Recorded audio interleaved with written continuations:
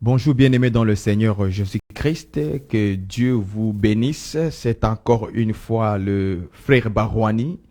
Nous sommes là aujourd'hui encore une fois pour partager la parole du Seigneur. Que Dieu vous bénisse, qu'il vous accorde encore une fois sa vigueur, sa force, sa puissance, afin que vous puissiez marcher selon la voie du Seigneur.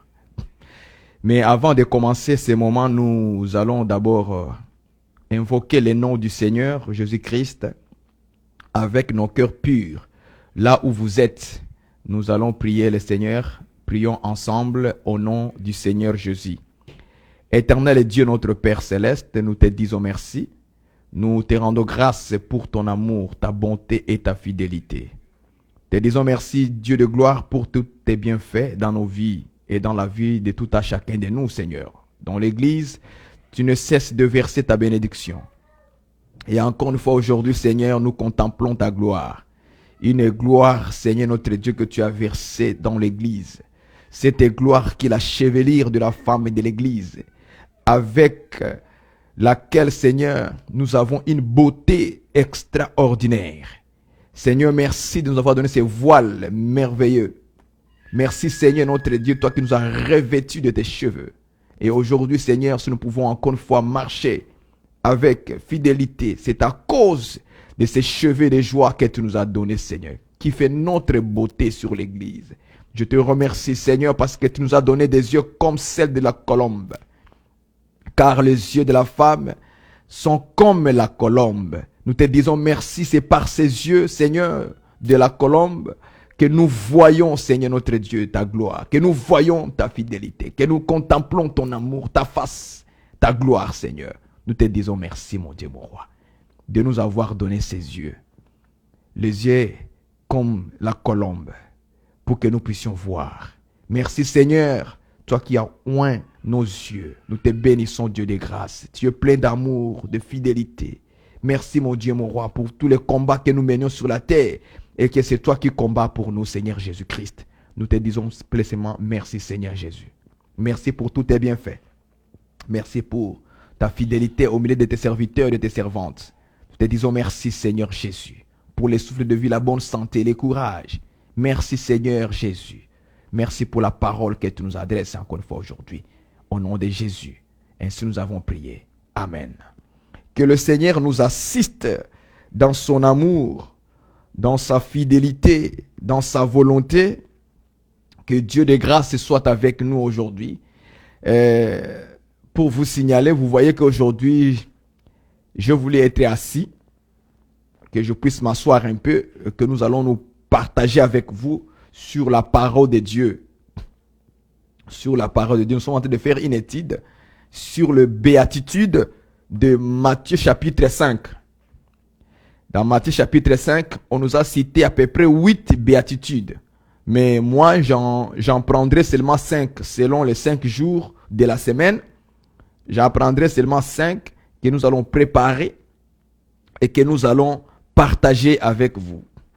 Mais une seule chose que je voulais vous relater encore une fois aujourd'hui, que dans chaque écriture de béatitude que le Seigneur annonçait, vous allez voir que il y a une bénédiction derrière. Par exemple, quand le Seigneur dit heureux les pauvres en esprit, car le royaume des cieux est à eux. Heureux les affligés, car ils seront consolés. Donc, dans chaque parole que le Seigneur annonce dans Matthieu chapitre 5, dans le béatitude, vous allez comprendre qu'il y a toujours une bénédiction qui suit à la fin. C'est une bénédiction d'être considéré comme un pauvre en esprit. Il y a une bénédiction qui suit. Il y a une bénédiction lorsqu'on nous appelle les affligés. Il y a une bénédiction. Il y a une bénédiction lorsqu'on nous appelle les débonneurs. Il y a une bénédiction parce qu'il dit heureux les débonneurs, car ils hériteront la terre. Le verset 6 il dit, heureux ceux qui ont faim et soif de la justice, car ils seront rassasiés. Heureux les miséricordes de Dieu, car ils obtiendront la miséricorde. Heureux ceux qui ont le cœur pur, car ils verront Dieu. Heureux ceux qui procurent la paix, car ils seront appelés fils de Dieu. Heureux ceux qui sont persécutés pour la justice, car le royaume des cieux est à eux. Heureux serez-vous lorsqu'on vous outragera, qu'on vous persécutera, qu'on dira faussement de vous toutes sortes de mal à cause de moi, Jésus-Christ. Réjouissez-vous et soyez dans l'allégresse, parce que votre récompense sera grande dans les cieux. Car c'est ainsi qu'on a persécuté les prophètes qui ont été avant vous. Ça, ce sont des paroles du Seigneur. Et dans chaque béatitude, il y a une bénédiction qui les suive. C'est très important de comprendre ces choses-là, frères et sœurs. Aujourd'hui, nous allons parler sur Matthieu chapitre 5 au verset 8. Donc, on va prendre nos Bibles comme dans mes habitudes. Prenez votre Bible à la main, car nous allons encore se plonger dans les eaux de la parole pour que nous soyons édifiés aujourd'hui. La Bible dit au verset 8, Matthieu chapitre 5, verset 8. Heureux ceux qui ont le cœur pur, car ils verront Dieu. C'est ça que nous allons parler aujourd'hui. Heureux ceux qui ont le cœur pur, car ils verront Dieu. Tout le monde aujourd'hui, tous les chrétiens cherchent à voir Dieu un jour. Quand vous rencontrez des chrétiens dans les églises et que vous les posez la question, est-ce que vous voulez voir Dieu? Tout le monde te diront, oui, j'aimerais voir Dieu un jour. J'aimerais voir Dieu un jour. J'aimerais voir le Seigneur un jour. C'est ça Dieu ici, c'est le Seigneur. C'est voir le Seigneur, voir Dieu un jour. Tout le monde désire de voir Dieu. Tout le monde. Les hommes de Dieu, les chrétiens, les fidèles. Tout le monde désire qu'un jour, nous puissions voir Dieu. C'est ça les soucis de tout le monde. Dans toutes les religions, vous allez entendre toujours la même chose. Tout le monde veut voir Dieu un jour. Mais selon les Écritures, selon la parole de Jésus-Christ, personne ne peut voir Dieu s'il n'a pas un cœur pur. Car ce sont ceux-là qui verront le Seigneur. Ça, c'est la parole. Et la chose s'accomplira ainsi dans la suite du temps. La chose, ça s'accomplira comme Jésus-Christ l'a dit. Il n'y aura que ceux qui ont le cœur pur qu'ils verront Dieu. Maintenant, peut-être vous posez la question, c'est comment avoir le cœur pur et comment on peut expliquer le cœur pur selon les Écritures. Je ne sais pas si vous me comprenez. Aujourd'hui, on n'aura pas les tableaux, on va s'asseoir. J'aimerais que chacun de nous ouvre sa Bible, là où vous êtes, et nous allons vaguer dans la parole de Christ. Et nous allons expliquer le cœur pur. Qu'est-ce que la Bible dit par rapport au cœur pur? Comment la Bible définit? Comment la Bible signifie le cœur pur? Comment il le signifie? Comment il le définit? Selon les Écritures. On ne raisonne pas. On ne réfléchit pas. On ne donne pas son point de vue. Non, non. On donne le point de vue de Dieu. On donne la pensée de l'Écriture. Parce que nous croyons que l'Écriture révèle d'autres Écritures. C'est par les Écritures que nous pouvons comprendre une autre Écriture. Donc, on ne raisonne pas dans les choses du Seigneur. On ne donne pas son propre point de vue. Et on dit, non, moi je pense que ça, ce n'est pas dans les pensées que. Il faut dire Jésus, c'est quoi le cœur pur? C'est quoi le cœur pur? Donc, dans la Bible, vous allez comprendre que le cœur pur dans les Écritures, il y en a beaucoup de cœurs purs dans la Bible. Pour commencer d'abord. Dans la Bible, il y a beaucoup de cœurs purs. Et on peut rester des heures et des heures de prendre chaque verset là où on parle du cœur pur. Les définitions, il y en a beaucoup. Mais aujourd'hui, nous allons simplement expliquer le cœur pur dans un sens. Et je laisserai aussi les autres de compléter aussi, parce que nous, dans l'évangile, on se complète. Le ministère, c'est pour se compléter. C'est pas pour se quereller, mais on se complète. Donc, s'il y a des querelles entre les hommes de Dieu par leur prédication, leur enseignement, c'est tout simplement parce qu'il y a une erreur entre entre l'un ou l'autre. Il doit y avoir une erreur quelque part. Mais en réalité, les Écritures, ça se complète. Les ministères de la parole, ça se complète, ça ne se déchire pas. Ça se complète. C'est que l'autre peut prêcher en connaissance, l'autre peut prêcher en prophétie, l'autre peut prêcher en doctrine, l'autre peut prêcher en révélation. Et ça revient tous à la même chose parce que tous vont parler que d'une seule personne, Jésus-Christ. Et tous parleront toujours d'une seule chose, d'être dans la sanctification. Est-ce que vous me comprenez? D'accord. Donc, nous allons expliquer le cœur pur seulement dans un sens que Dieu a voulu qu'aujourd'hui, nous puissions partager. Et ce sont ces gens-là qui verront le Seigneur. Parce que c'est ça l'écriture de Jésus. Heureux ceux qui ont le cœur pur, car ils verront. C'est une promesse. Ils verront le Seigneur. Alors nous allons expliquer, c'est ça. Voir Dieu là, ça signifie quoi? La Bible va parler elle-même et le Seigneur va nous instruire. Acclamez le Seigneur d'avance. Donc nous allons maintenant expliquer les cœurs purs. D'ailleurs, je vais commencer par là. La Bible.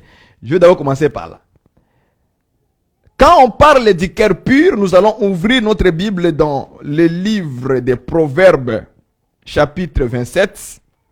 Parce que j'aimerais d'abord aussi effacer une mauvaise illusion. Une mauvaise illusion que les gens ont dans leur tête. Proverbe 27, verset 19. On va lire cela selon ma version Louis II. On dit ceci. Comme dans l'eau, le visage répond au visage, ainsi le cœur de l'homme répond au cœur de l'homme.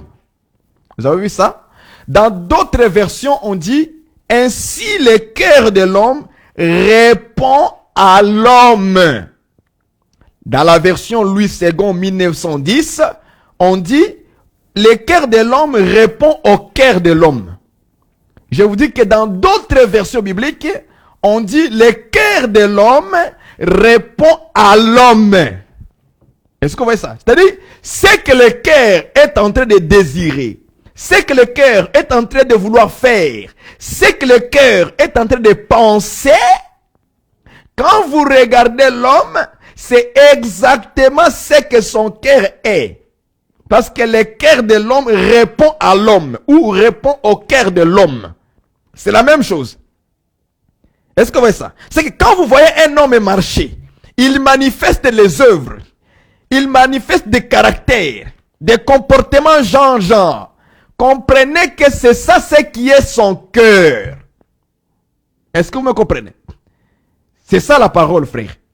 Donc, quand on parle du cœur de l'homme, c'est qu'on parle de l'homme lui-même. Vous ne pouvez pas séparer le cœur de l'homme à l'homme. Impossible. Qu'est-ce que me fait comprendre? On ne peut pas dire que, non, j'agis bien, mais mon corps répond avec un agissement qui n'est pas correct. Ça ne marchera pas. Pas si vous me comprenez. Tu ne peux pas dire que je suis mauvais dans mon cœur. J'ai un cœur mauvais, mais j'agis bien. Mon corps répond en bien. Non, c'est faux. C'est ça qu'on appelle l'hypocrisie. N'est-ce pas? C'est ça qu'on appelle l'hypocrisie. Je fais semblant de te montrer que je suis bien, je suis beau ou bien devant les gens, mais en réalité, dans mon cœur, je suis en train de me... Ça devient l'hypocrisie. Ça, ce n'est pas dans les catégories que le cœur qui répond à l'homme. Non, non. Ce n'est plus dans ces catégories. Donc, tu te caches. Tu deviens diable en personne. On a lu, on a vu ça, que le diable se cache, n'est-ce pas? Il se déguise, voilà. Donc, là maintenant, tu as déguisé ton caractère. Tu sais que tu es mauvais. Tu le sais toi-même, tu es conscient. Tu sais que tu es mauvais, mais qu'est-ce que tu fais?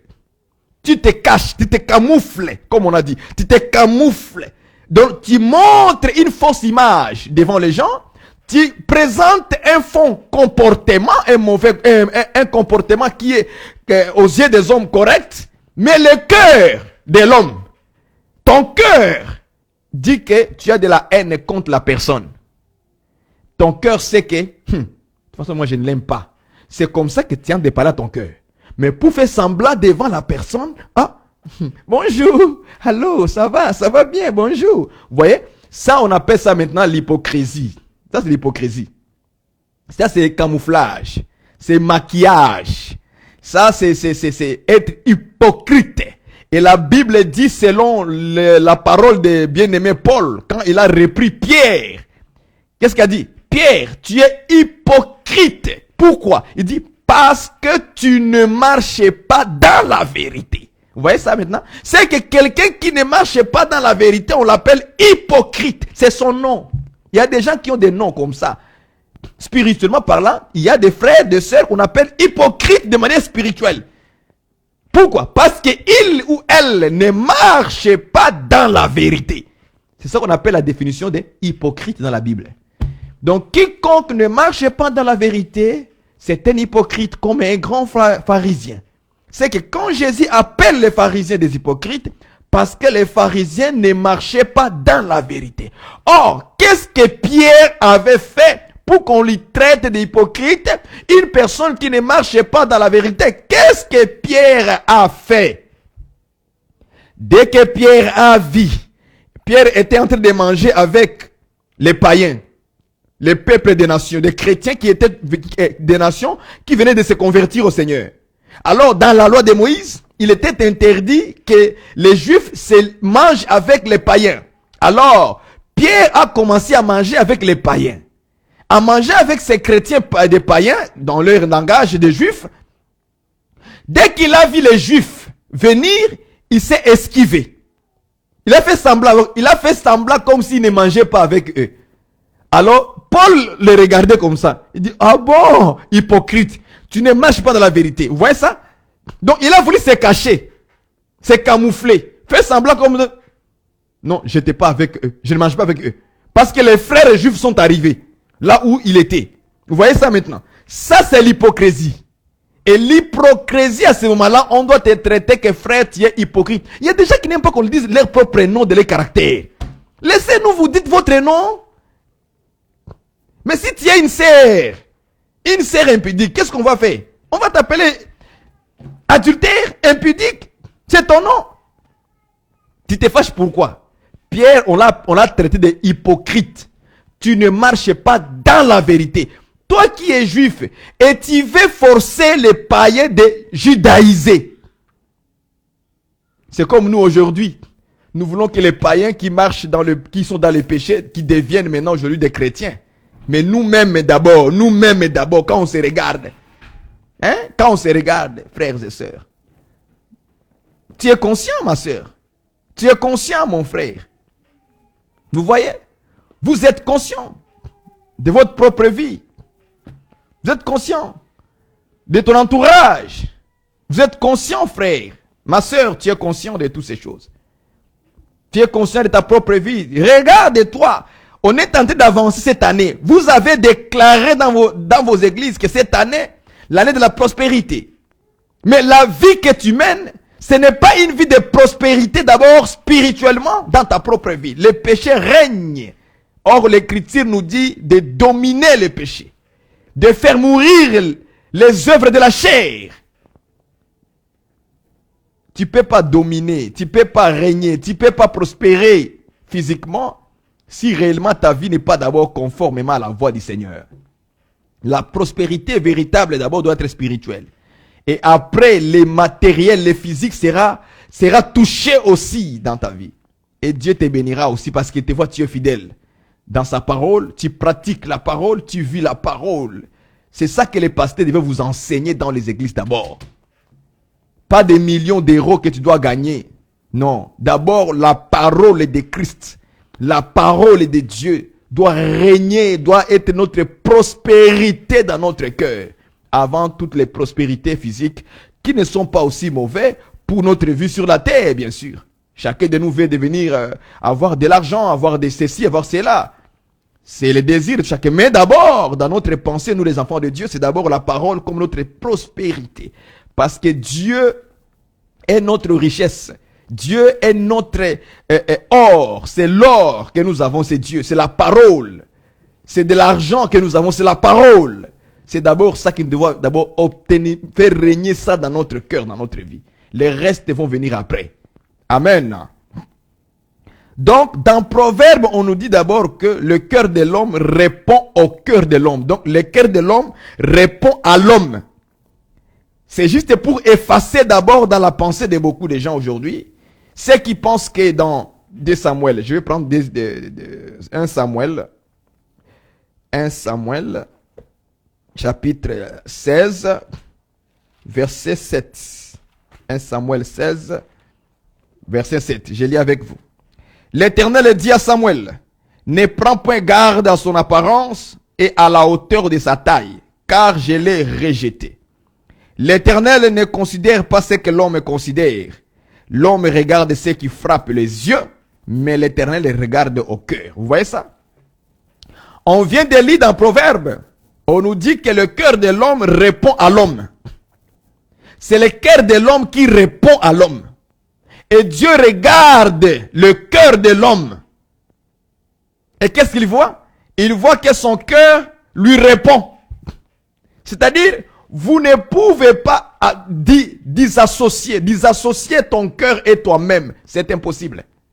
Et c'est à cause de cette écriture ici que nous avons lu dans 1 Samuel 16, verset 7, que beaucoup de sœurs et beaucoup de frères s'appuient dessus pour dire, même des pasteurs, moi je le sais, moi je dis ça ouvertement, même des pasteurs, ils s'appuient sur ça pour dire que non, Dieu ne regarde pas l'apparence, ce qui est extérieur, porter de longues robes, ne pas mettre les bijoux, c'est pas ce que Dieu regarde. Ce que Dieu regarde, c'est le cœur.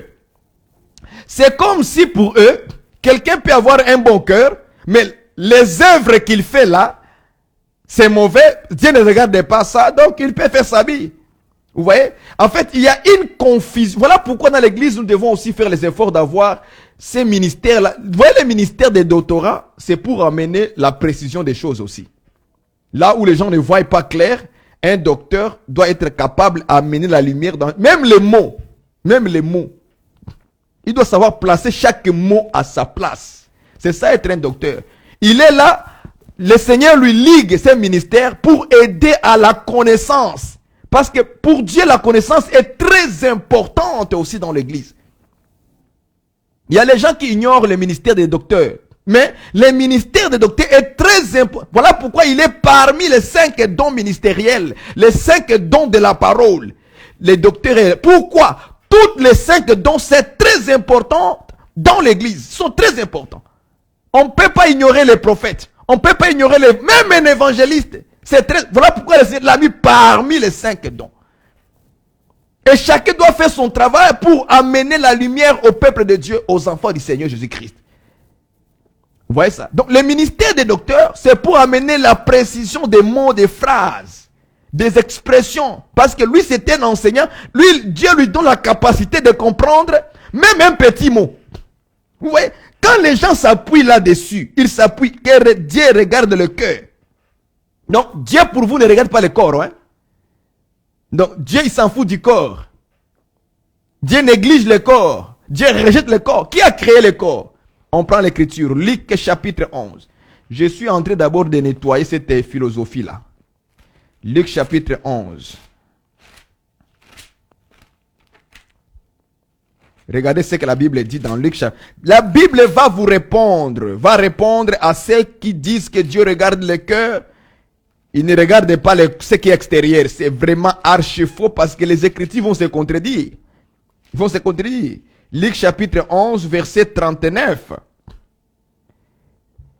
Le Seigneur lui dit, vous pharisiens, nettoyez les dehors de la coupe et du plan, et à l'intérieur, vous êtes pleins.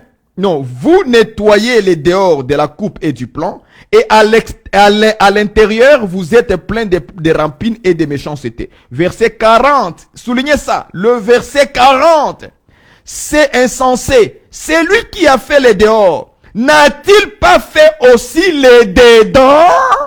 Ça, c'est la question que Jésus-Christ vous-même vous pose à vous. Voilà la Bible.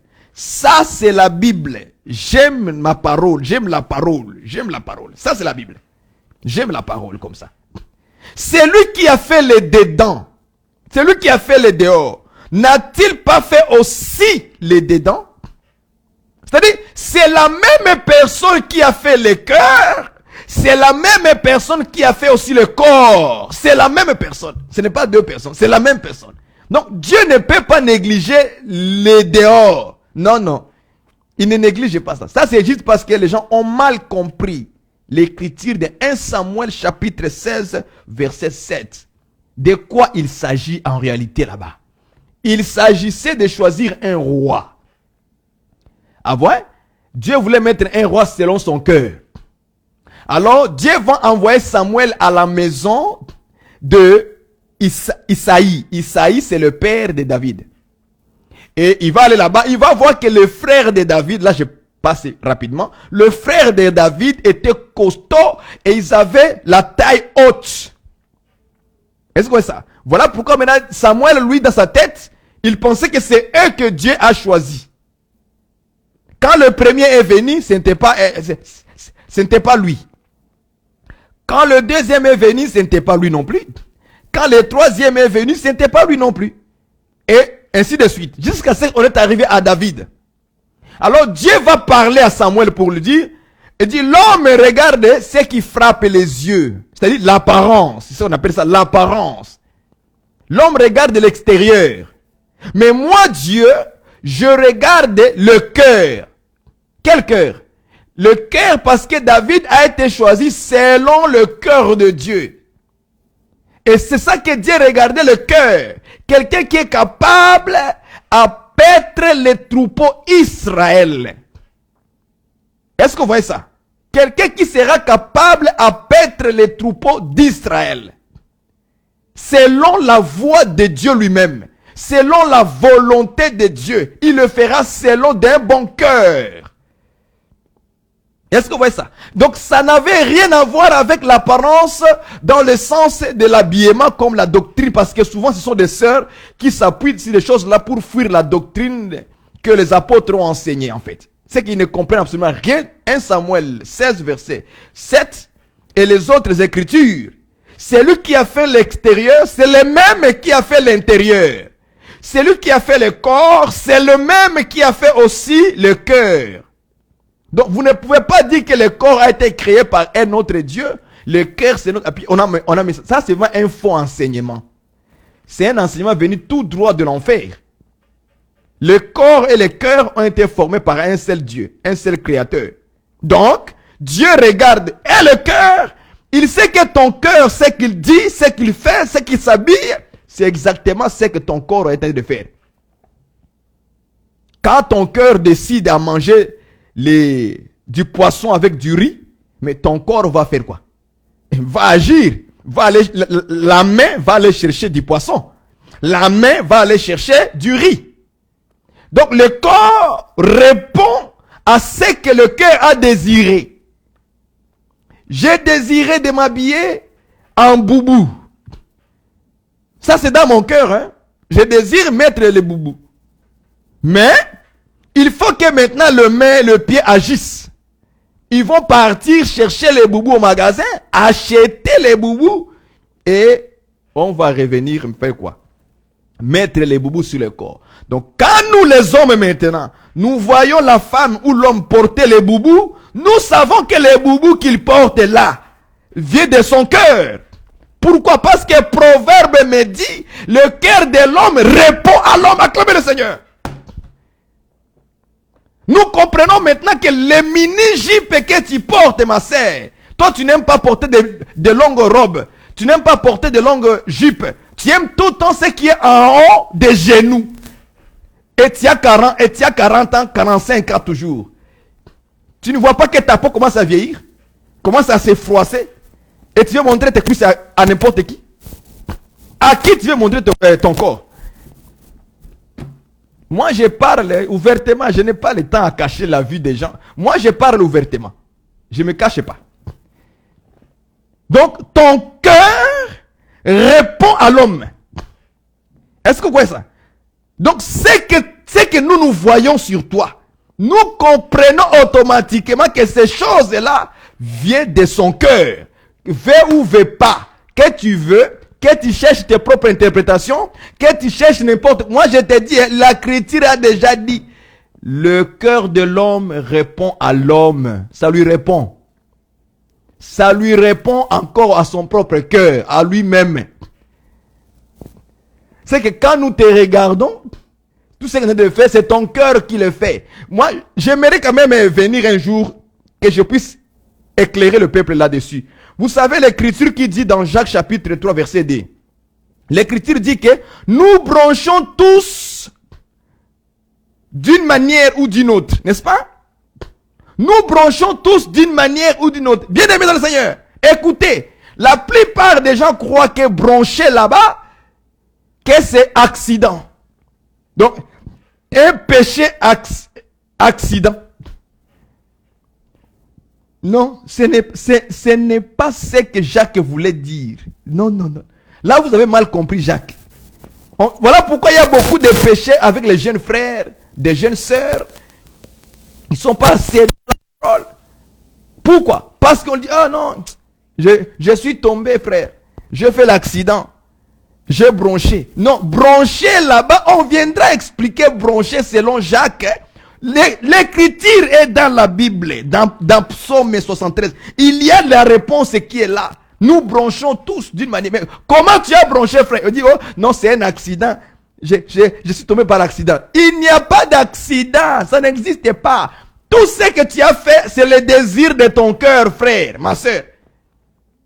Laissez-moi d'abord taper les marteaux là-dessus. Parce que dans l'église, il y a trop de péchés qui rentrent aujourd'hui en 2023. Trop des impuricités, trop de mensonges, trop de moqueries, une vie sans sainteté, sans s'examiner, une vie vraiment de pourriture. Et on attend aller voir Dieu un jour. Non, c'est ceux qui ont le cœur pur qu'ils verront le Seigneur. Pas n'importe qui. Seulement ceux qui ont le cœur pur, la promesse est là. Ils verront le Seigneur. Ma soeur, tu veux voir Dieu. Un jour, mon frère, moi aussi, je vais voir Dieu. Il faut que nous ayons le cœur pur et nous allons expliquer c'est quoi cœur pur selon la Bible. On ne raisonnera pas moi. Moi avec toi, on ne va pas raisonner. On va rester là dans la Bible. Le Seigneur va nous donner la réponse lui-même. Est-ce que vous me comprenez, frères et sœurs? Donc, c'est ton cœur te répond. Ton cœur, avec toi, vous êtes qu'un. Oh non, j'ai bronché, frère. J'ai chuté. Non, tu n'as pas bronché dans ta manière. Oh, il a fait accident. Non, broncher, ce n'est pas accident. Vous avez mal compris les bien-aimés Jacques. Mais plaise à Dieu que Dieu nous donne du temps qu'on vous explique c'est quoi broncher d'une manière ou d'une autre. C'est dans la Bible. Tout est expliqué là-bas. Donc Jacques n'a pas inventé.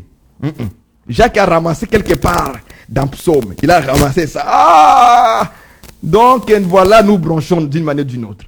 Et vous voyez ça? Donc les gens bronchent, ils disent que c'est un accident. Oh frère, tu vois que quelqu'un est concentré, il exhorte les frères. Frère, Jacques chapitre 3, verset 2. Vous voyez ici on écrit, nous bronchons tous d'une manière ou d'une autre. Vous voyez frère? Oui, parfois un chrétien ne doit pas pécher. Mais le péché doit arriver par accident. Non frère, tu as mal prêché. Il n'y a pas de péché qui arrive par accident. Ça n'existe. La Bible va répondre à ça. Un jour, on reviendra. Je ferme la parenthèse. Donc, le cœur doit être propre, pur, pour voir Dieu. Ça, c'est la promesse. Vous verrez Dieu, cœur pur. Ceux qui ont le cœur pur verront Dieu, verront le Seigneur. Ils le verront avec les yeux. J'aime les récompenses du Seigneur Jésus-Christ. J'aime les récompenses du Seigneur. Nous allons expliquer c'est quoi les cœurs purs. Comme je vous ai dit, il y a plein de cœurs purs dans la Bible. Je n'ai pas eu le temps de tout prendre. Si je prenais tous les versets, on va rester ici pendant 4 heures, 5 heures du temps entre chaque verset de l'expliquer. Mais on va prendre une écriture qui va nous révéler un aspect de ce qu'on appelle un cœur pur. Prenons Psaume 51. Psaume 51 rapidement. Nous sommes en train d'étudier les Écritures, moi et toi, et nous allons nous parler en face. Il n'y a pas le temps de se cacher là-dessus. Pas vraiment pas, je n'ai pas le temps pour ça. Bon, celui qui aime la parole, il y restera autour de la parole. Si vous trouvez que la parole est dure, en tout cas, que Dieu fasse grâce là où tu iras aussi dans une autre église. Parce que les gens changent des églises en église. Aujourd'hui, ils rentrent ici. Quand il trouve qu'ici, la doctrine est très très sévère, il quitte ici, il va dans une autre église. Quand il voit que là-bas, les gens sont dans les calomnies, il quitte, il va dans une église. Tu changes des églises en église, ça ne te servira à rien. Est-ce que tu vois ça? C'est à toi maintenant de t'examiner toi-même. Écoutez, Psaume 51, verset, je prends avec vous le verset, dans ma version à moi, c'est le verset 12. Dans d'autres versions, ça commence au verset 10. Donc, moi, dans ma version, c'est le verset 12. Dans votre version, à vous, c'est le verset 10. Tout dépendra de votre version biblique. Moi, je lis le verset Louis Senghor 1910 au verset 12. Ô Dieu, crée en moi un cœur pur. Virgule, renouvelle en moi un esprit disposé. Acclamez le Seigneur. Acclamez Dieu. Mais l'écriture a déjà tout expliqué. L'écriture, Psaume 51, verset 12 ou le verset 10, selon des versions. On dit ceci. Oh Dieu, crée en moi un cœur pur, virgule, renouvelle en moi un esprit disposé. Dans d'autres versions, on dit un esprit droit. Ah, maintenant je comprends. Ça veut dire un cœur pur veut dire un cœur disposé. Un esprit disposé. Un esprit droit. Vous voyez maintenant ceux qui verront Dieu. Ce sont ceux qui ont l'esprit droit. Droit. Disposé. Vous comprenez maintenant pourquoi je dis que prier, veiller et prier. L'esprit est bien disposé. La chair est faible. Vous vous rappelez ça? En d'autres termes, l'esprit est bien disposé, mais la chair est... C'est la même chose. Ce sont des synonymes, frères et sœurs. Ce sont des synonymes. Donc, le cœur pur, c'est un esprit disposé selon David. Est-ce que vous voyez ça? Donc, ceux qui ont l'esprit disposé, ce sont eux-là qui vont voir Dieu. Ils verront Dieu. Ils verront le Seigneur. Mais si tu n'as pas l'esprit disposé, l'esprit droit, tu ne pourras pas voir Dieu. Est-ce que vous me comprenez? Vous ne verrez pas le Seigneur. Un esprit disposé. Un esprit droit. Ce sont ces gens-là qui verront Dieu. Vous savez, dans cette thématique du cœur, on nous parle d'un cœur pur. Un esprit disposé selon Psaume 51, verset 12 ou verset 10 selon la version. Un esprit disposé. Est-ce que c'est ça? Il dit que Dieu crée en moi un cœur pur, virgule, renouvelle. Donc ça dit, quand Dieu vient créer en toi un cœur pur, donc Dieu vient renouveler le cœur. Il vient renouveler ton esprit. C'est que l'esprit, c'est le cœur de l'homme. On a déjà parlé de ça, je vous avais aussi enseigné que l'esprit, le cœur, c'est l'esprit de l'homme. Le cœur, c'est l'âme de l'homme. Est-ce que vous me comprenez? C'est son âme. Donc, quelqu'un qui a un cœur pur, il a un esprit disposé. C'est qu'il a un esprit droit. Vous voyez maintenant les gens qui vont hériter de voir Dieu. Leur récompense, c'est qu'il faut qu'ils voient Dieu. Aujourd'hui, nous voyons Dieu à travers sa parole. Nous voyons Dieu à travers les miracles qu'il fait dans notre vie. Nous voyons Dieu de manière invisible. Est-ce que vous voyez ça? Nous voyons Dieu par les yeux de la foi.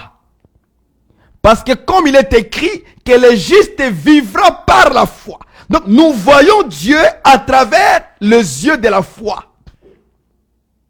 Mais on ne l'a pas encore vu tel qu'il est. Est-ce que vous comprenez ça? Tel qu'il est, on ne le voit pas encore aujourd'hui. Mais la promesse dit que ceux qui ont le cœur pur, ceux qui ont l'esprit disposé, ils verront, donc le futur, ils verront Dieu. C'est une promesse que nous allons le voir tel qu'il est. On le verra maintenant, Dieu tout entier. Quelle belle promesse que nous avons dans le Seigneur Jésus-Christ. Que la grâce soit avec vous. Que l'amour de Dieu abonde dans vos cœurs. Que sa force, sa vigueur vous accompagne en fait d'accomplir la parole de Dieu dans vos vies. C'est ce que vous me comprenez. C'est très important, frères et sœurs. La grâce de Dieu soit sur vous. Que son amour et sa paix abondent dans votre cœur pour accepter de telles paroles. Donc, selon Psaume David, il nous dit que le cœur pur, c'est l'esprit disposé. Est-ce que vous voyez ça? C'est l'esprit. Et vous allez remarquer dans la Bible. Ça c'est... Écoutez, lisons ça.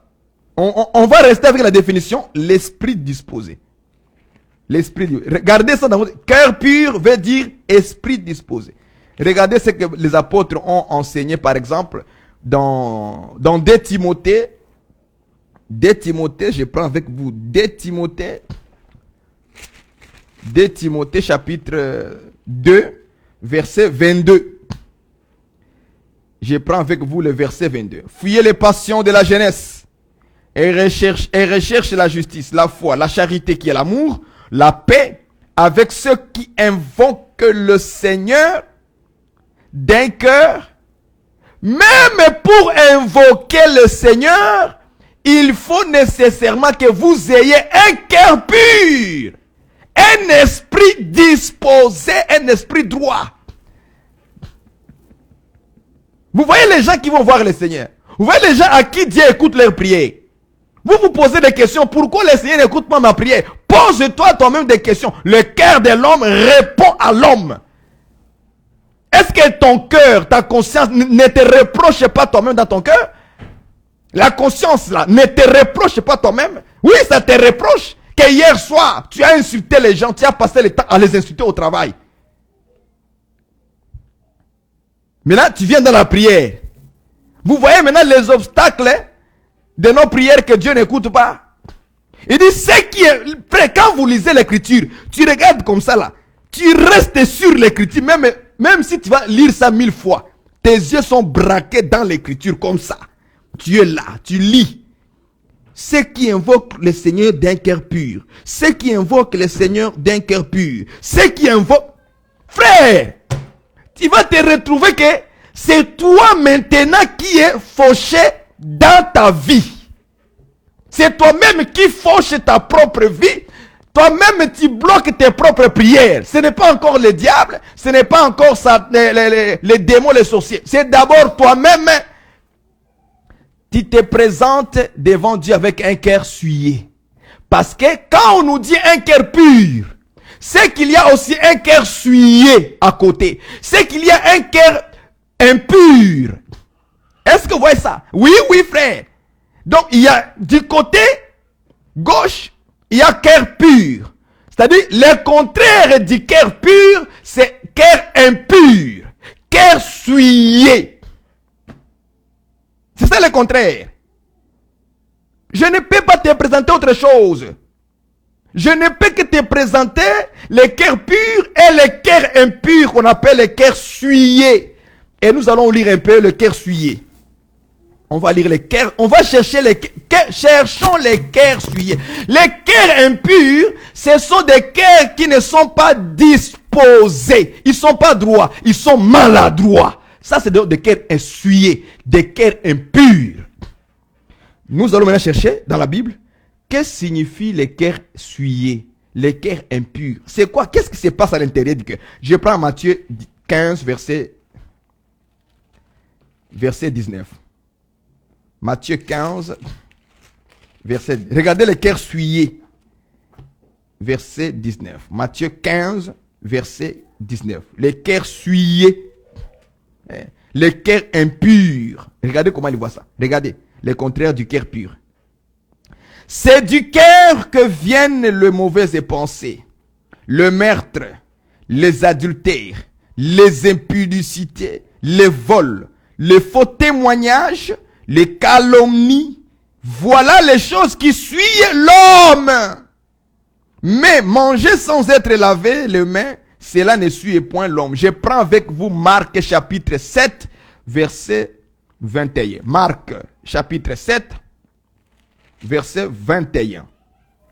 C'est du dedans, c'est du cœur des hommes que sortent les mauvaises pensées, les adultères, les impudicités, le meurtre, le vol, l'écupidité, le méchanceté, la fraude, les dérèglements, le regard envieux, tu regardes comme ça, tu vois une fille avec beaucoup d'argile, tu regardes, tu as envie l'argile là.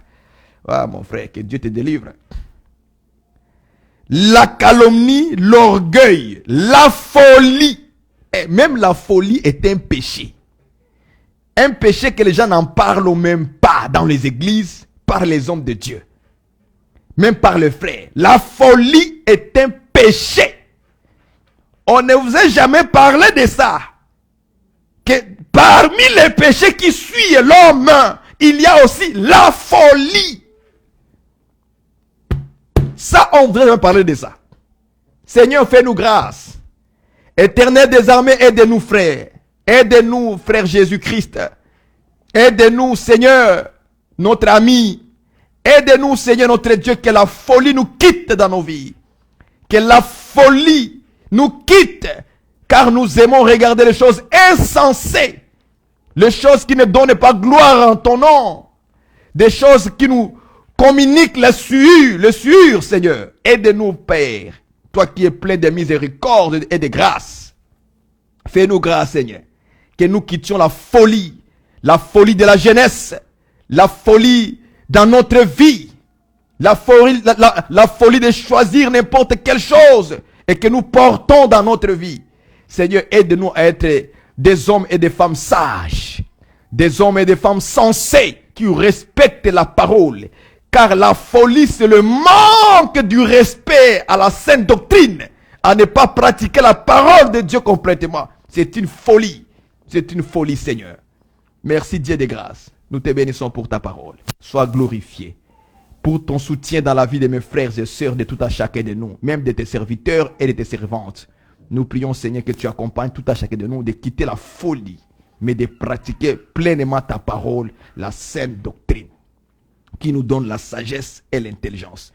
Comme tu l'as fait avec les enfants d'Israël, tu les as donné la loi, afin que les nations connaissent que ce peuple est sage et intelligent. Merci Seigneur Jésus. Voilà un peu, frères et sœurs, ce que nous voulons vous dire. C'est ça la parole.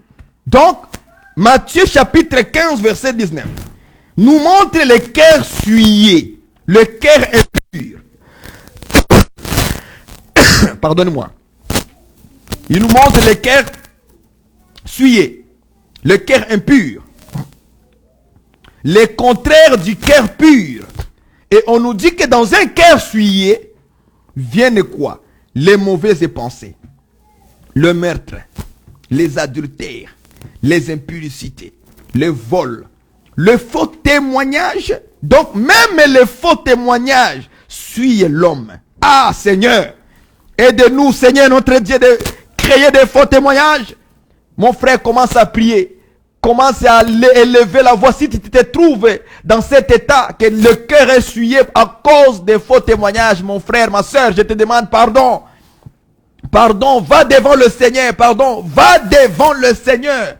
Commence à prier, commence à invoquer le nom du Seigneur, commence à demander pardon à tous les faux témoignages, parce que ça suit l'homme. Ça suit, c'est parmi ceux qui suivent l'homme. Pourquoi dans les églises, on ne nous parle pas de ces choses? On parle seulement d'adultère. On parle seulement de l'impudicité, mais on ne parle pas de faux témoignages. Ça nous suit également, frères et sœurs. Oh, Seigneur Jésus. Ah, Seigneur Jésus. Aide-nous, Seigneur. Aide-nous dans ce monde de ténèbres dans lequel nous sommes, Seigneur. Tu as dit selon ta parole que nous sommes dans le monde, mais nous ne sommes pas de ce monde, Seigneur. Même le faux témoignage suit l'homme, car cela vient de son cœur. Et comme ce témoignage-là qui est faux vient de son cœur, ça le suit complètement. Et la Bible dit, je me rappelle qu'il n'y a rien de souillé qui rentrera dans la Nouvelle Jérusalem. Il n'y a rien de souillé qui se présentera devant le Seigneur. Il n'y a rien de souillé qu'ils verront le Seigneur. Mais à cause simplement de faux témoignages, nous sommes souillés. On suit nos cœurs et nos cœurs ne sont pas disposés.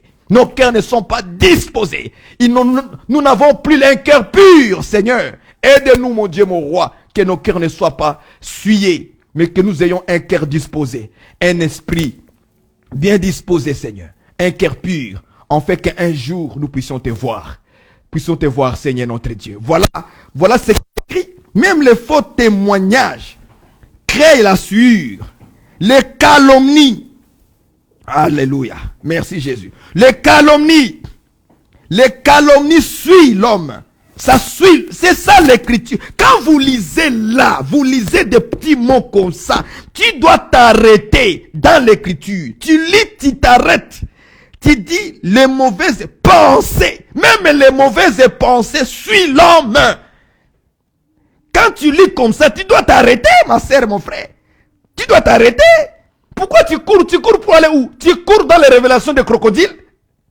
Tu cours pour... c'est la parole de Dieu, bien sûr. Mais d'abord ta vie, la doctrine. Règle tes pensées. Ça, dans les églises, on en parle moins à moins vraiment aujourd'hui. Moi, j'ai dit que des révélations, bon, nous en donnons tous. C'est bien.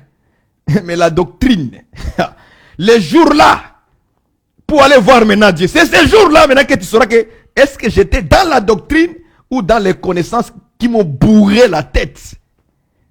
Les mauvaises pensées, ça suit aussi ton cœur. Voilà pourquoi Paul dit d'invoquer le Seigneur avec ceux qui ont le cœur pur. C'est-à-dire que même quand nous nous présentons pour invoquer le Seigneur, nous devons avoir un cœur pur. Un cœur sans, c'est-à-dire un cœur pur, un esprit disposé, c'est-à-dire c'est un cœur où on ne trouve pas la sueur, on ne trouve pas les péchés. Et quand tu as fait les faux témoignages au téléphone, tu as critiqué le frère Barouani, tu as critiqué la sœur Thérèse, tu as critiqué l'apôtre Franck, tu as critiqué le bien-aimé apôtre Adolphe, tu l'as critiqué au téléphone, même s'il n'était pas avec toi.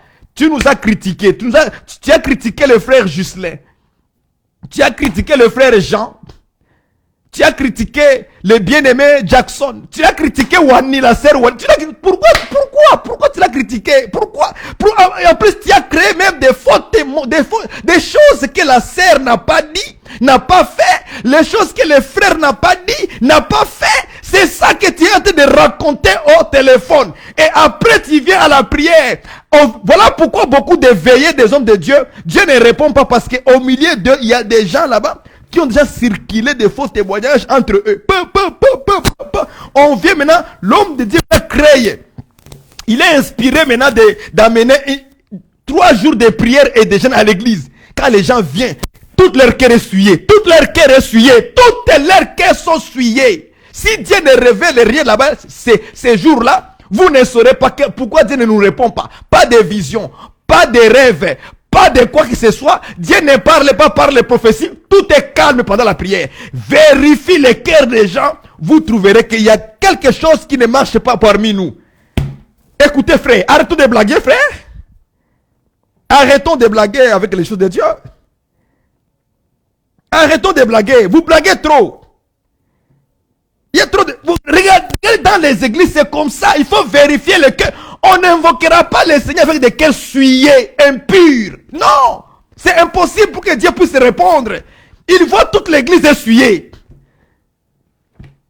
Si Dieu ne vous corrige pas d'abord avant que vous puissiez commencer à élever là. Élevons nos voix. Bonjour bien-aimé dans les... Oh Seigneur Jésus. Les gens ne prient pas. Ils font des bruits. Prenons Matthieu, 1 Corinthiens plutôt, 1 Corinthiens 13. 1 Corinthiens 13. Merci Jésus pour ta parole. Je ne fais que vous rappeler ces choses pour régler vos vies.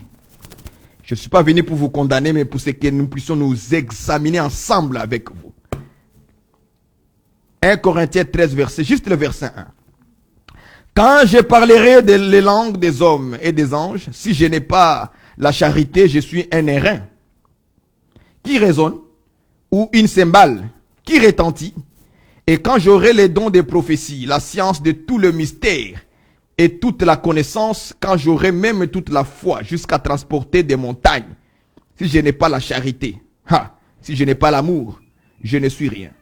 Et quand je distribuerai tous mes biens pour la nourriture des pauvres, quand je livrerai même mon corps pour être brûlé, si je n'ai pas la charité, l'amour, cela ne me sert de rien. Vous voyez ça? Cette dimension ici, là, si on n'arrive pas à vaincre ça, à arriver à ces grands niveaux, même si tu fais tout ce que tu es en train de faire là, s'il te manque seulement de l'amour, la Bible dit ceci, que tout ce que tu fais là, ça ne te sert à rien. C'est pourquoi nous disons que avant de donner ton offrande dans l'assemblée, tu amènes l'offrande, tu déposes comme ça. Avant de déposer l'offrande dans le panier, moi j'enseigne ceci selon les Écritures. Vérifie ton cœur. Vérifie si tu es vraiment correct avec l'offrande. Vérifie autour de toi si tu n'as pas de problème avec un frère que tu as commencé à faire des faux témoignages, que tu as critiqué hier soir. Vérifie-toi. Avant, moi je n'ai pas besoin de vous. Moi dans l'église, moi je dis ça dans l'église ici. Je vous mens pas, moi je suis comme ça. Tu ne peux pas amener ton offrande dans l'assemblée si tu sais que tu as des problèmes avec un frère à l'église ou avec les gens. Moi je te dirai, ma sœur, prends ton offrande, retourne avec ça. Moi je te dirai ça. Parce que pourquoi? L'écriture dit, il y a des gens que nous connaissons que tel avec tel, ils ne se parlent pas. Mais pendant le temps de venir offrir à Dieu, c'est des personnes qui ne se parlent pas à l'église et on les connaît très bien, on les laisse venir amener l'offrande dans l'église.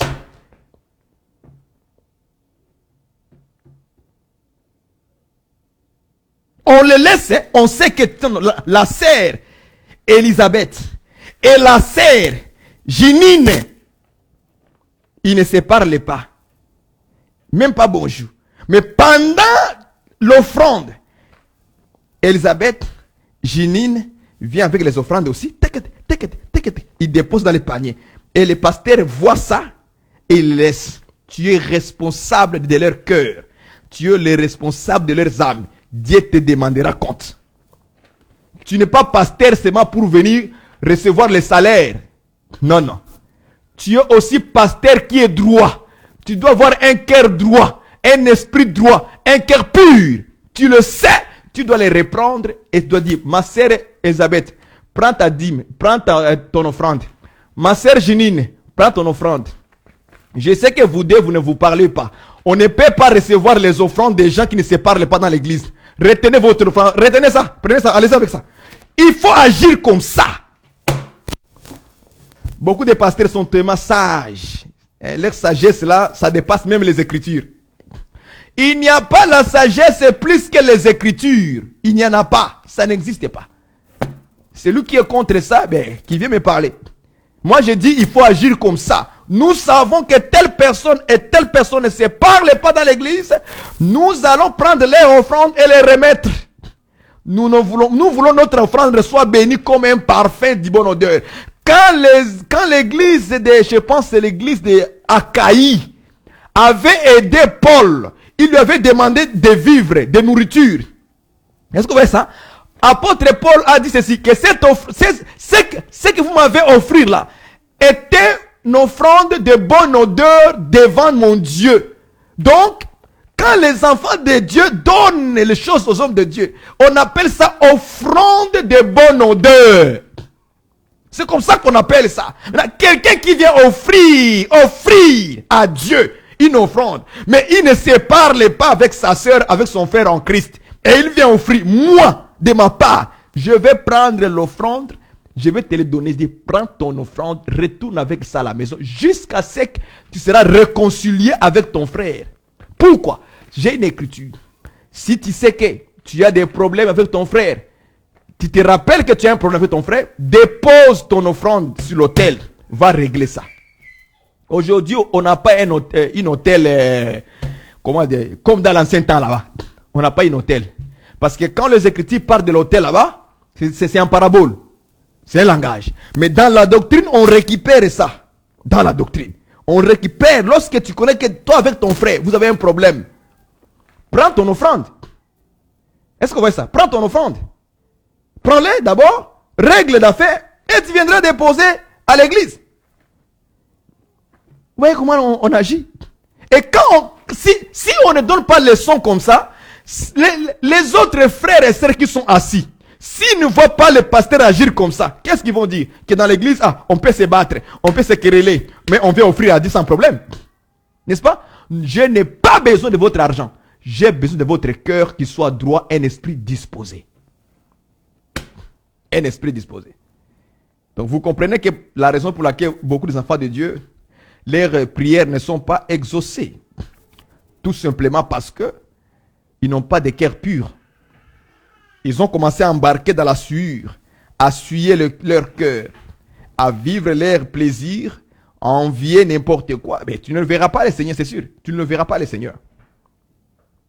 Il faut commencer maintenant à donner des leçons des gens qui pêchent, qui font le mal dans l'église. Il faut commencer à les donner les leçons.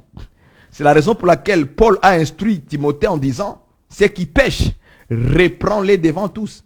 Donc en faisant cet acte-là, c'est pour amener une leçon aussi par un acte. Parce que c'est bien, c'est vrai qu'on peut parler, on parle, on réprimande les gens par la parole.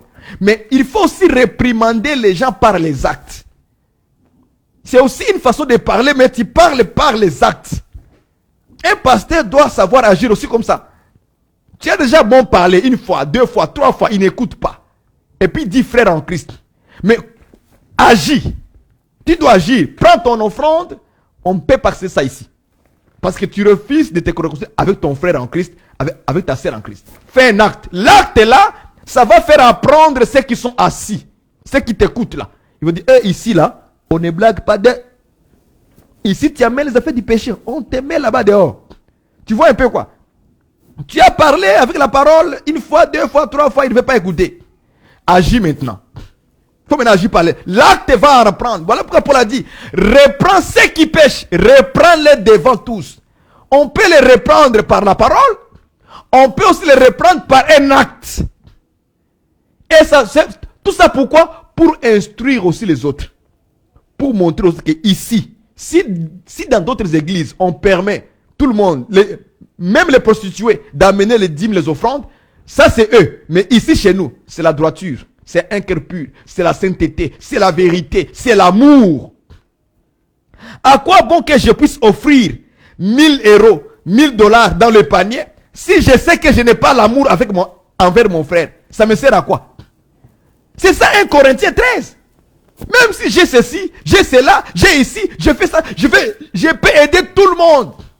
Mais si je n'ai pas de l'amour de Dieu, je fais quoi à ce moment-là?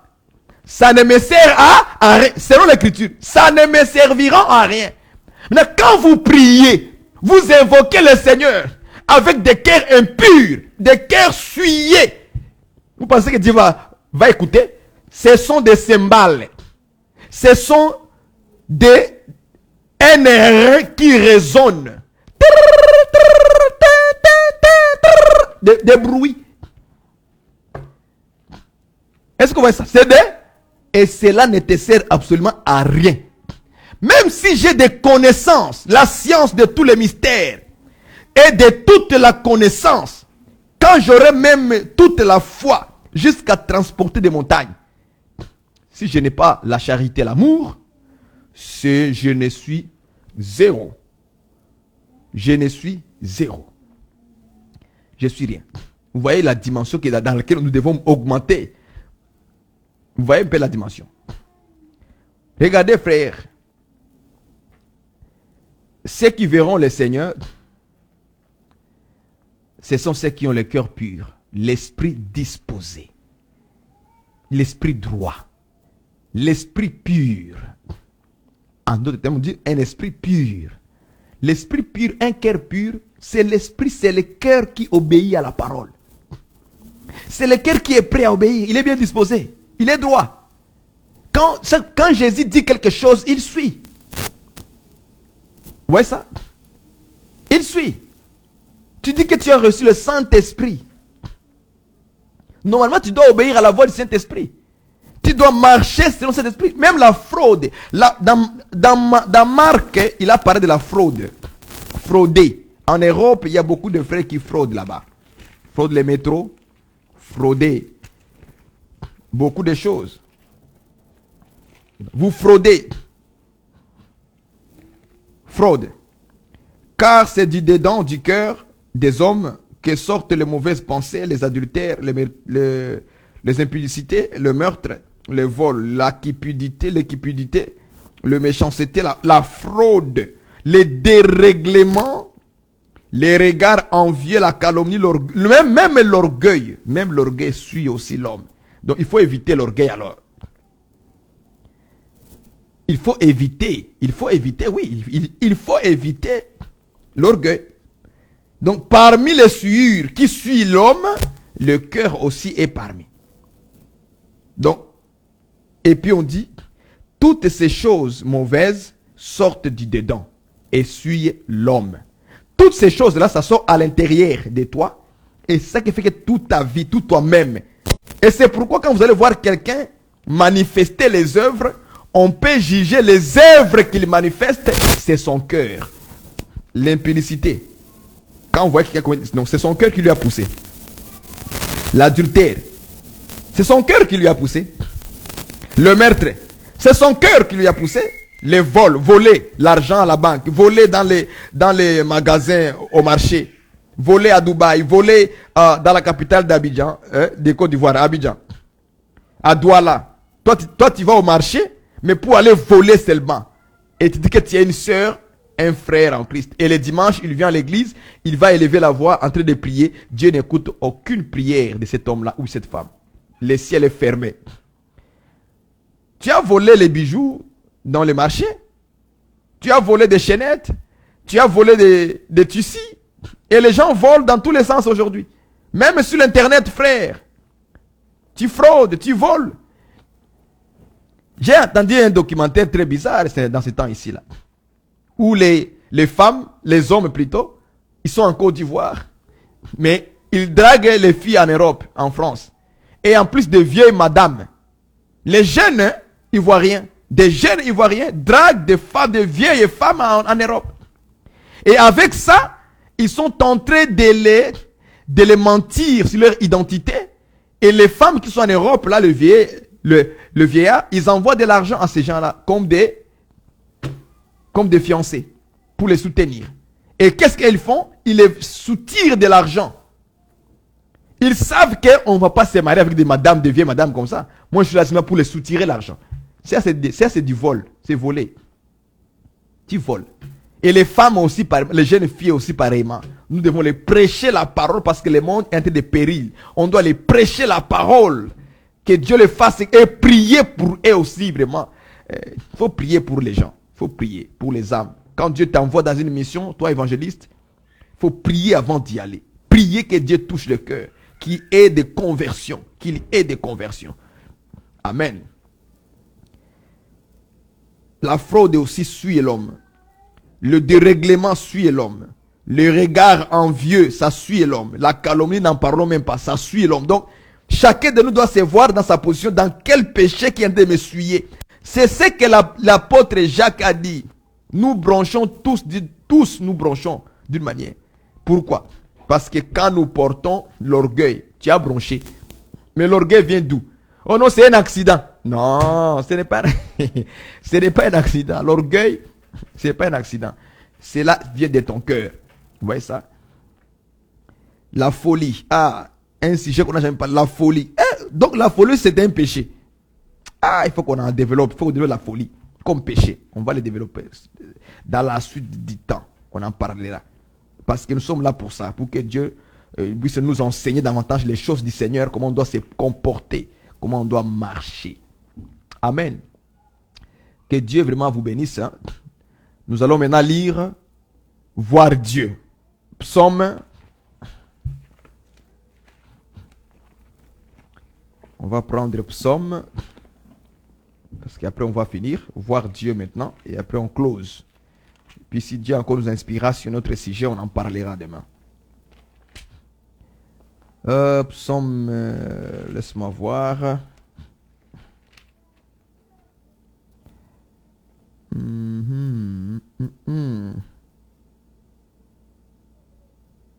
Ah, ok. Psaume 86, verset 11, il dit: enseigne-moi tes voies, ô Éternel, je marcherai dans ta fidélité. Dispose mon cœur à la crainte de ton nom. Même pour craindre Dieu, il faut que Dieu dispose ton cœur. Bon, Dieu peut se renouveler un esprit droit, un esprit disposé pour que tu arrives à craindre. Donc, vous voyez ça? Tout ça, c'est dans la Bible. Hein? On peut vous donner beaucoup de versets. Beaucoup de versets en parlent. Enseigne-moi tes voies, ô Éternel.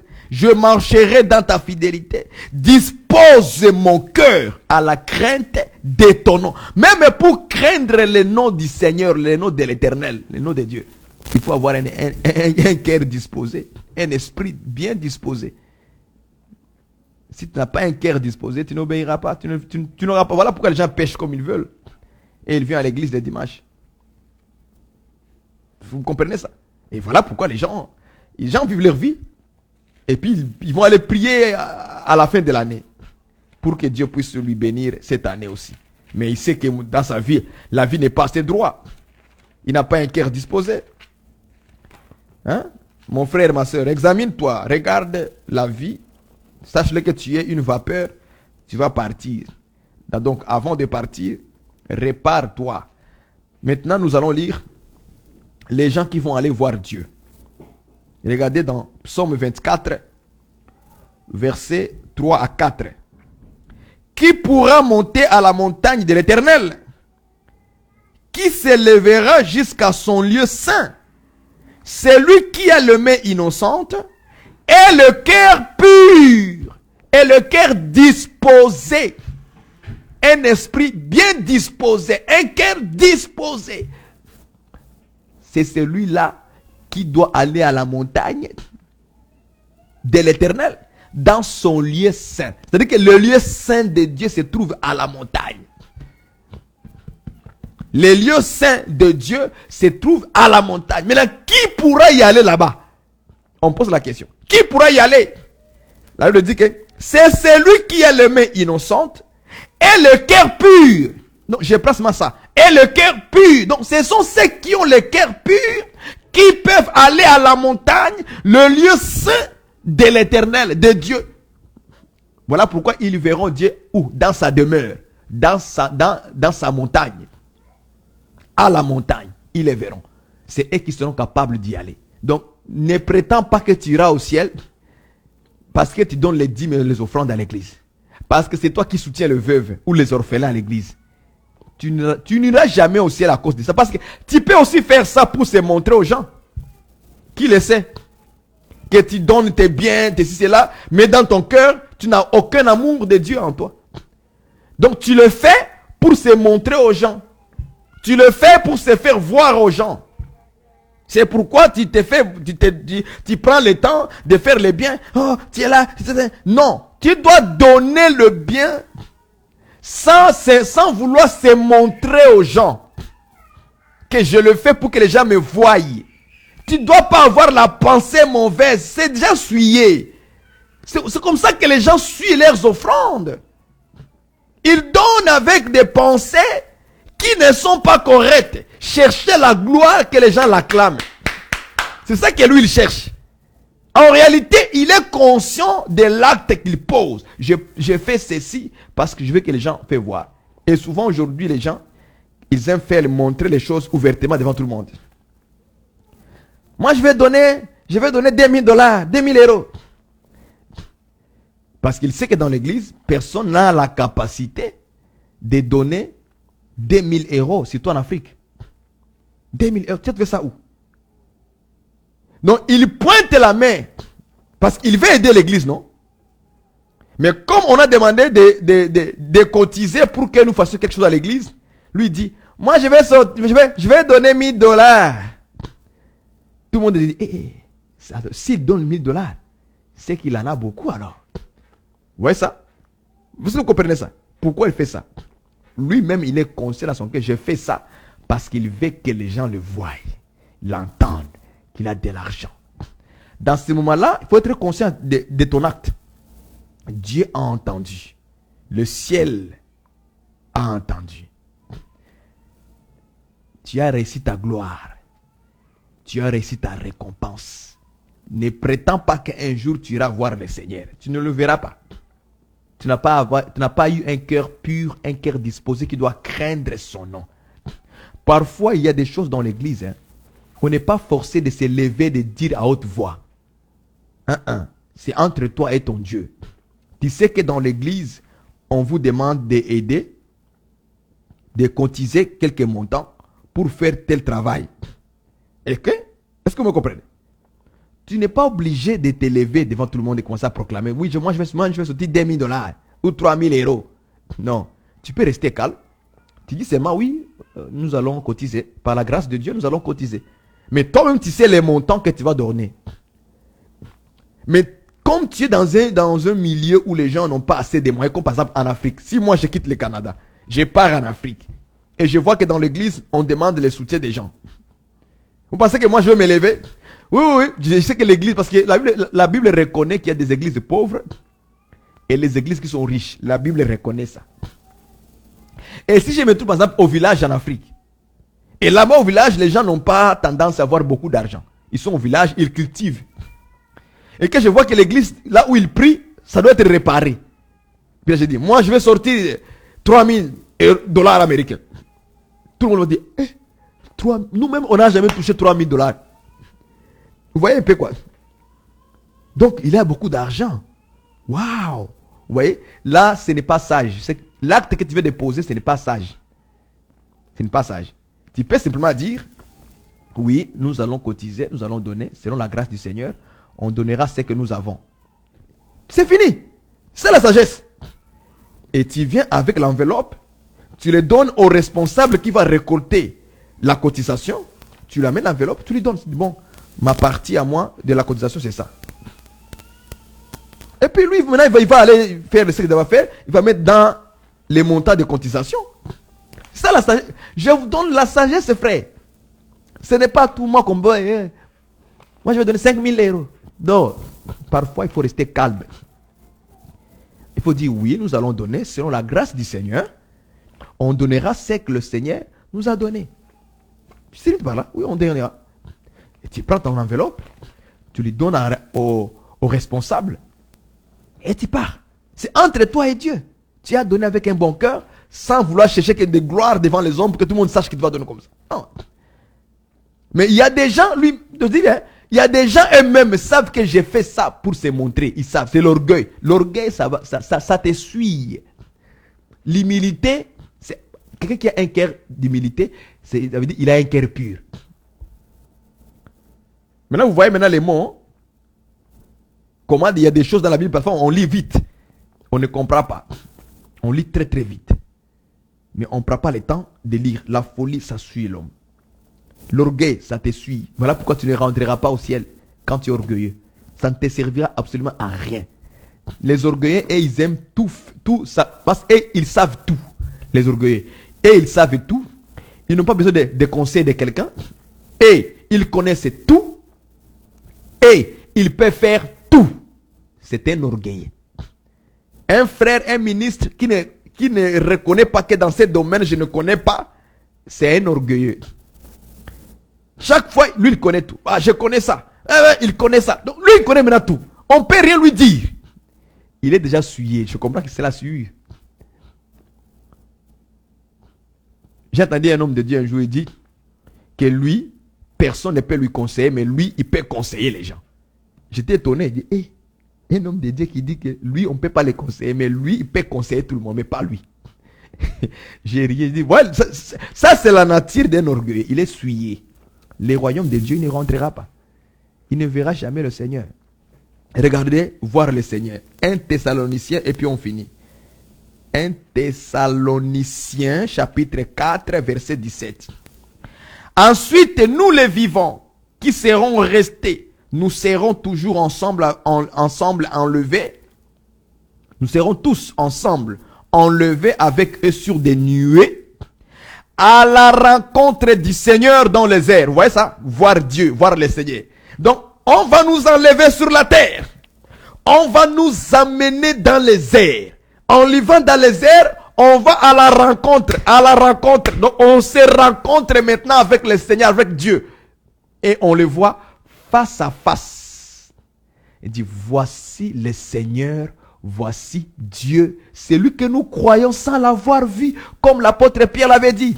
Nous avons cru en lui sans l'avoir vu. Maintenant, ce jour-là, on verra Dieu, on verra le Seigneur. Acclamez Dieu. Que Dieu vous bénisse, frères et sœurs. Ah, le temps court très très vite. Donc, quand Jésus-Christ parlait que ceux qui ont le cœur pur, ils verront Dieu, les petits bouts de phrases là, ils verront Dieu. C'est ce que l'apôtre Paul dit dans 1 Thessaloniciens chapitre 4 verset 17. On va aller les voir à l'enlèvement. C'est là maintenant qu'on va faire une rencontre avec le Seigneur. Et on le verra face à face. Donc Jésus-Christ était en train de prophétiser déjà l'enlèvement. Alléluia. Donc Jésus parlait de l'enlèvement. Donc voir Dieu là, c'est l'enlèvement. C'est au jour de l'enlèvement que nous allons aller voir le Seigneur. On verra Dieu. Il dit, ainsi nous serons toujours avec Dieu, avec le Seigneur Jésus-Christ. Acclamez Dieu de la promesse. Donc Jésus-Christ a déjà parlé de l'enlèvement. Nous serons enlevés, frères, ces jours-là. Et ce jour-là, on verra maintenant Dieu. Aujourd'hui, nous le voyons par le moyen de la foi. Parce que nous avons cru sans l'avoir vu physiquement. Maintenant, on le verra ces jours-là, au jour de l'enlèvement, quand nous serons et les vivants et les morts ensemble enlevés dans enlever, c'est l'enlèvement, bien sûr. Enlèvement, alors aller à la rencontre du Seigneur. C'est ça, le livre de Matthieu chapitre 25. On prend aussi le parti 25 et on nous dit, il nous voit sortir crier, voici l'époux. Allez à sa rencontre. Donc l'époux et la femme, les 5 femmes sages, vont maintenant se retrouver ensemble. Ils vont maintenant se retrouver au même lieu dans la maison. C'est ça l'enlèvement dans les airs. Vous voyez ça? C'est pour aller que maintenant l'épouse puisse voir son Seigneur, puisse maintenant voir son Dieu face à face, tel qu'il est. Maintenant c'est toi Jésus. C'est toi qu'on appelait Dieu. Waouh! Le Seigneur est tout puissant. Alléluia! On le verra face à face ces jours-là. C'est une promesse, frère. Il faut garder cette promesse dans votre vie pour que vous puissiez être les participants de l'enlèvement. Il faut avoir les cœurs purs. Donc ceux qui seront enlevés, ces gens-là ont été enlevés dans les nuées à la rencontre du Seigneur face à face pour aller voir maintenant Dieu. Ce sont les gens qui avaient les cœurs purs. Un cœur pur, c'est un esprit disposé. Un esprit disposé, c'est un esprit qui vit dans la parole, dans l'enseignement, dans la sainte doctrine. Il enlève tout ce qui est péché, tout ce qui est faux témoignage, tout ce qui est impudicité, tout ce qui est faux adultère, tout ce qui est convoitise, envier les autres, envier les ceci, tout ce qui est vol, tout ce qui est fraude, tout ce qui est folie, tout ce qui est mauvaise. Il enlève toutes ces choses-là dans sa vie et il demeure net. Ah, lui, il a un cœur pur, un esprit disposé. Est-ce qu'on voit ça? Parce que Jésus-Christ a dit, maintenant vous êtes purs à cause de la parole que vous écoutez. Donc, ce qui rend l'homme pur, c'est la parole. Aujourd'hui, si tu marches dans la parole, ton cœur sera pur. Si tu marches dans l'enseignement, mon frère, ma soeur, ton cœur sera pur. Si tu obéis à la parole de Dieu, si tu le mets en pratique tel qu'il est écrit, selon la voix du Seigneur, selon l'Esprit de Dieu qui te conduira dans toute la vérité, tu as un cœur pur. Et c'est comme ça que aussi tu peux invoquer le Seigneur avec ceux qui ont le cœur pur et Dieu écoutera nos prières et il l'exaucera. Que Dieu vous bénisse et à la prochaine nous allons prier. Éternel et Dieu notre Père. Oh, crée en nous, Seigneur, tes serviteurs. Crée en nous, tes enfants, un cœur pur. un esprit bien disposé. Renouvelle en nous un esprit disposé, Seigneur, pour que nous continuions à craindre ton nom, parce que ce sont ceux qui ont un cœur disposé qui craignent ton nom, Seigneur notre Dieu. Ce sont ceux qui ont le cœur disposé, un cœur pur, un esprit disposé, qui peuvent invoquer ton Seigneur et que tu peux les écouter. Seigneur, nous te prions, crée en nous un esprit disposé, pour que nous ne puissions pas marcher selon la chair, mais que nous marchions selon l'Esprit de Dieu. Sois béni, sois glorifié à tout enfant de Dieu qui obéira à la parole d'aujourd'hui. Merci Seigneur Jésus-Christ. Amen. Que Dieu vous bénisse et à la prochaine.